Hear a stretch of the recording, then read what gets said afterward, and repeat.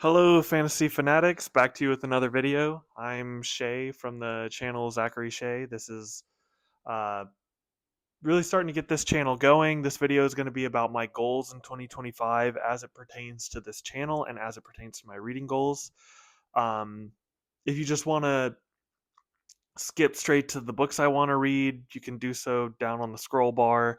But first, I want to talk about my goals with the channel. I've been wanting to make this channel for a very long time. Huge fan of other YouTubers like John from Talking Story, Philip Chase, Mike from Mike's Book Reviews. Patrick Leo has some of the best book recommendations I've ever seen. If it weren't for Patrick Leo, I wouldn't have read half of my favorites. Um, so I've been really inspired by those booktubers to um, make my own channel. I don't have any aspirations of reaching the viewership that they have. I just want to talk about a lot of the books that I love. And one of my goals moving forward is to convince fantasy fans that this is a space for all people. I feel like there's a lot of misconceptions in you.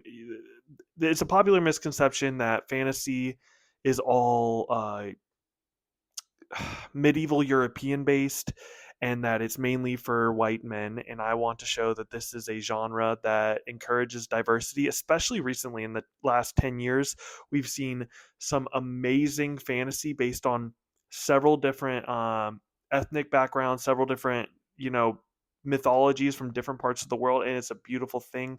We're seeing much higher levels of gay representation and LGBT representation, which is something that I'm very fond of in my fiction. If you have an issue with that, I'm sorry. I'm going to cover books with gay main characters. I'm going to cover books with characters from every different walk of life because I want everyone to feel like there's a place for them within the fantasy genre. All right, so another goal of mine with this channel is to represent indie authors. I've recently been reading a lot of indie authors. I think I started my indie journey where a lot of people started with Sword of Kaigen. Emma Wong is brilliant. And I kind of branched out from there. And you'll see in the books I can hope to continue reading and the series I hope to start, you will see some indie representation there. And I hope to only get deeper and deeper into the indie fantasy community.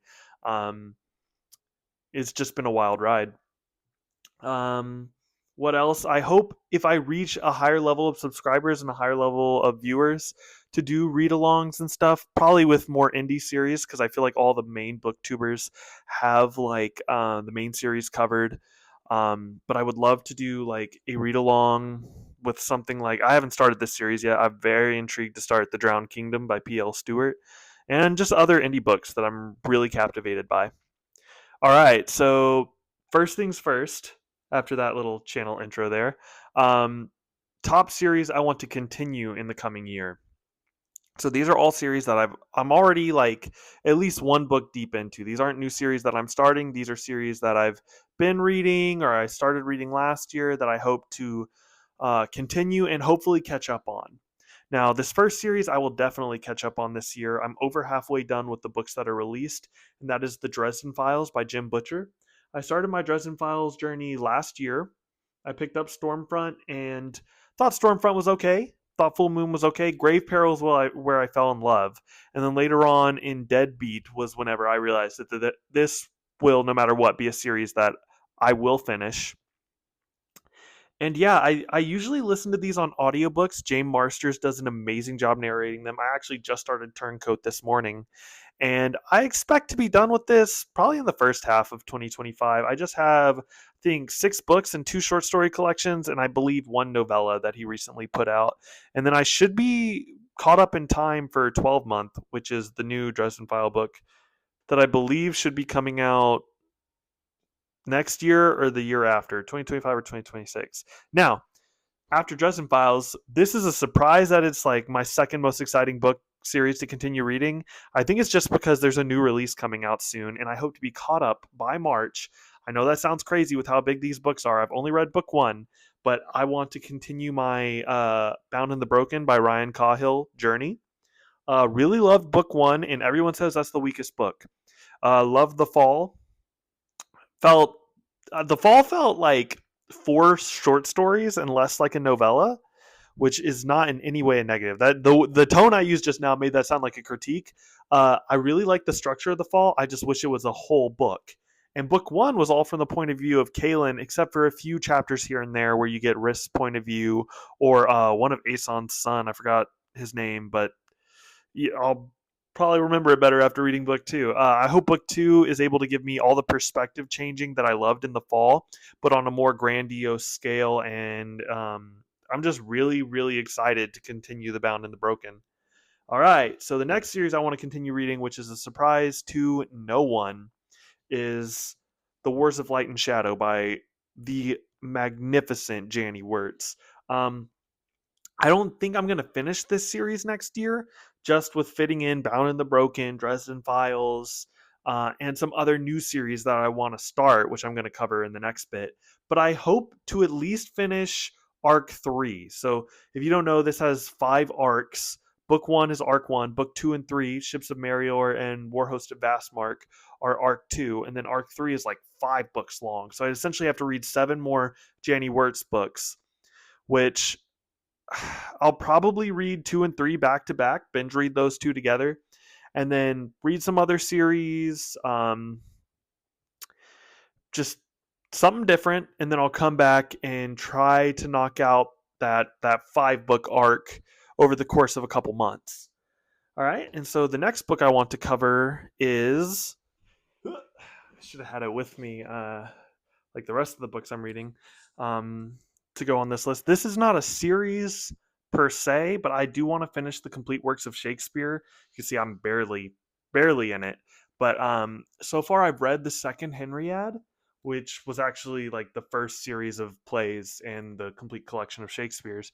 So I do want to read the first Henriade. I've read Henry the Sixth, Part 1, 2, and 3, and I've read King Richard the Third. So I'm just going to continue on. I believe in this collection, the next one is Titus Andronicus and Comedy of Errors, The Gentleman of Verona. I'm just going to go down the list of my complete works of Shakespeare. All right, so next I want to cover the series I want to start and probably finish next year. And some standalones I want to start next year. So first up, and this is like the booktube darling right now. Everyone's reading it, and I was between starting this and starting Bound and the Broken last year, like in October, November, and I just sided with Bound and the Broken because I had other series that were ongoing, and I felt like the series I'm about to talk about is very complicated and there's a lot of books, even though it's, I believe, a first-person perspective of the main character. But anyway, uh, I want to start Sun Eater. Yeah, a lot of people have been raving about this book and the main character of Hadrian Marlowe. My favorite sci-fi series of all time is Red Rising. I love Red Rising, especially the second series within that series. Uh, Dark Age is my favorite Pierce Brown book, but I also really like Lightbringer and of course Golden Sun. Everybody loves Golden Sun.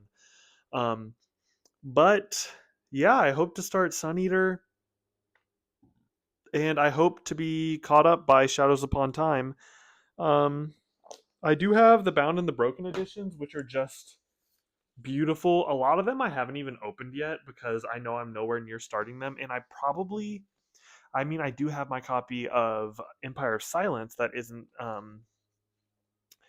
Bound and the Broken. It's, the UK edition. I might buy the UK editions to fill out this series because I don't. The Bound and the Broken. I mean, not the Bound and the Broken. The Broken Binding editions of these books are durable, but they're also like so beautiful. I don't want to risk like getting a coffee stain on them or bringing them out into public and tearing a page, or, when you have a book on the go a lot, sometimes they can get damaged, and they're just too pretty to get damaged. All right. So next series I want to start is and is kind of an ongoing series for me, kind of not. So I've been reading Mark Lawrence's Taproot verse, which begins with The Broken Empire, Red Queen's War, Book of the Ancestor, then goes on to Impossible Times and the Book of Ice. These are all in the same interconnected universe in a very not convoluted way, but a very interesting way.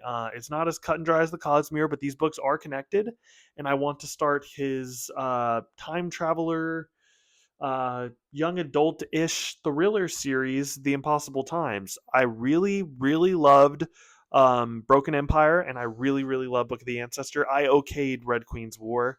I think it was just overhyped for me, and everyone said, "Oh, I hated Broken Empire, but I loved Red Queen's War." That had the opposite effect on me. I went into Broken Empire with low expectations and loved it, and I went into Red Queen's War with high expectations and mediumed it. And then I went into Book of the Ancestor with medium expectations because I everyone said it was amazing, but then Red Queen's War made me doubt, and then Book of the Ancestor is an absolute 10 out of 10 masterpiece of a series. Nona Gray is probably in my top 5 favorite characters of all time.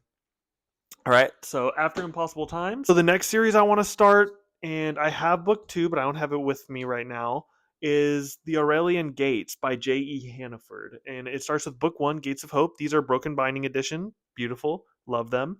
Um, but, okay, so this series is about, I believe, 2 planets that are connected by these gates, and there's like a psychic dog or something. I honestly don't know enough because it's such an indie series, and that's what I love. I love going into a book knowing next to nothing. So I'm gonna start this series and get caught up this year, probably early, like in January, before I really get into Of War and Ruin, in preparation for Empires of Dust by Ryan Cahill. So I, of all the Spiffbo 10 finalists, this is the one that probably captivates me the most. But I hope to catch up on this series and read all 10 finalists for the Spiffbo 10. And this one is probably the front runner right now. It's got 2 reviews out, and they're both like 8.5. And I have had this book since before it was a Spiffbo finalist. I ordered it right around when it came out. I followed Adrian Gibson on Instagram and stuff, and just seems like a really cool dude, and really like he seems really tuned in to the fantasy community more so than myself. Like he's just very aware of fantasy, and he has a respect for the genre that is very rarely seen. And I just think I haven't even started it, but I can already tell he's going to be a great voice in the genre. All right, and then another book, which I actually have 2 copies of this book. And that is because I bought the Self Pub, and I bought the Trad Pub, and I just ordered the Broken Binding edition. But Blood Over Brighthaven, was a huge fan of M.L. Wong's Sword of Kaigen, and I cannot wait to read her other works. And that brings me to another author whose work I loved, and I am excited to read their standalone. And I should have this book with me ready. There it is. Babel. I'm very excited to read Babel, but also kind of wary because I loved. Okay, so I liked Poppy War, loved Dragon Republic, and thought Burning God was hella rushed and not the ending the series deserved. So I was kind of nervous about picking up another Rebecca Kwong book.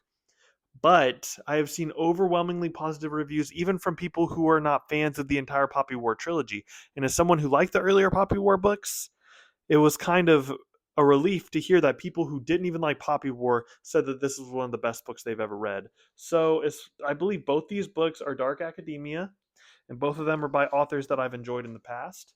So very excited to read both Babel and, or is it Babel, and Blood Over Brighthaven. All right, now this next one is going to be an author that I hope to get into. I have all 3 of his books right here, but I don't know if I feel like picking them all up. But I hope to get into Nevernight by Jay Kristoff. And the Nevernight trilogy is Nevernight, God's Grave, and Dark Dawn. Now, crazy thing about these books, when I first heard about them, I'm like, that is right up my alley. And then I brought them to my dorm room last year.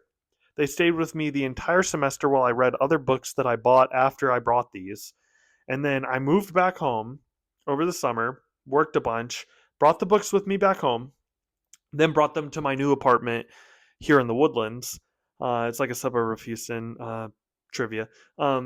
and these books have gone to me from place to place to place, and I have not read them, and I'm so ashamed. And now I'm really, honestly, probably more interested in his Empire of the Vampire books, but I will not let myself start on those books until after I've read at least book one of Nevernight. Now, um, that's the last. Oh, wait, one more standalone. So I'm really excited to read more by this author, and I ordered this custom sprayed edge version of The Spear That Cuts Through Water because all the really nice hardbacks, I couldn't find them anywhere. So I'm like, second best would be just the sprayed edges. But what I do have with me is The Vanished Birds by Simon Jimenez, and I've seen a lot of hype around this author, and I just think his prose style will be something I like. Spear Cuts Through Water will probably be one of my favorite reads of next year. I just love an author that is very purposeful with their point of view, and I've heard that he does some really remarkable stuff with second person. And I loved Book of Elsewhere last year and what it did with second person and first person and third person, the way it tied it into a narrative. I loved Harrow the Ninth, the way they tied second person into a narrative. And when you're doing something cool with like the way the story is conveyed to you, that's always something that I'm going to be on board with. Aside from those books, I want to cover the manga I plan on reading. One Piece. Plan on catching up on One Piece this year, and I probably will catch up on Vagabond, Blade of the Immortal. I'm really hyped about, and Witch Hat.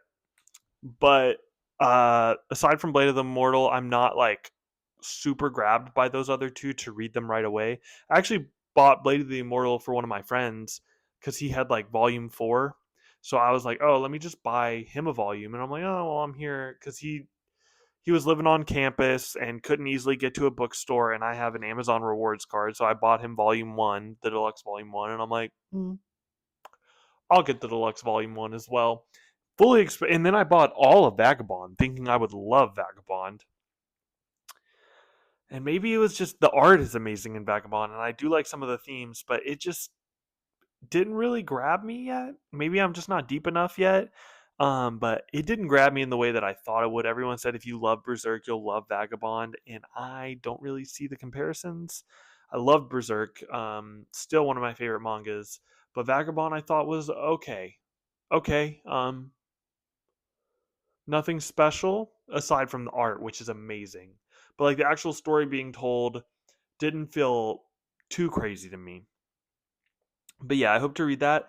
And then as far as comics go, I plan on finishing the Hellboy universe throughout the whole year. This is going to take a while. The Hellboy universe is massive. You have Hellboy, you have the BPRD, the Paranormal Agency books, you have the Lobster Johnson series.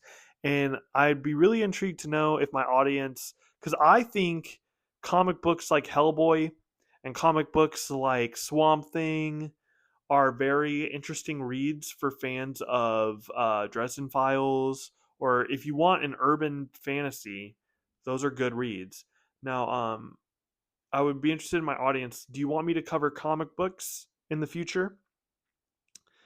Maybe solo reviews of different series. Do you want do you want specifically fantasy comic books to be covered? Any comic books that I find entertaining? Um, but yeah. Oh, another comic that I want to read in the coming year. Anything by Tom King. If you know me, Tom King is a favorite of mine. Everything I've read by Tom King, aside from his Batman run, has been a 10 out of 10 for me. And I didn't get far enough into Batman. But he has Rorschach and he has Supergirl Legend of Tomorrow. I don't feel like giving that out right now. And I plan on reading both of those pretty early next year. I've been holding off on them just because I don't know, I'm savoring them. Every Tom King read is something that you have to think about. Mr. Miracle and Strange Adventures were my favorites by far. I also really liked Omega Men. But these are books that, unlike most comic books I've read, I do know comic books can tell very thought provoking stories. Tom King's comic books are really ones where you have to sit with them and think about what you just read, especially Mr. Miracle. Mr. Miracle, I believe, should be read twice. You need to read it once, take in some of the themes, and try it again. That's my favorite comic book of all time, and Tom King is my favorite writer of all time. Uh, The only ones that come close to me are Alan Moore and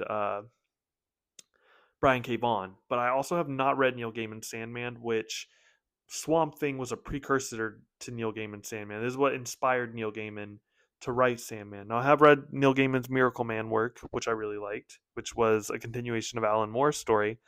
But that might be another thing. It wasn't written down in the script as a series to read in the coming year, but I may start Sandman. There are some editions on Amazon that I think look really dope.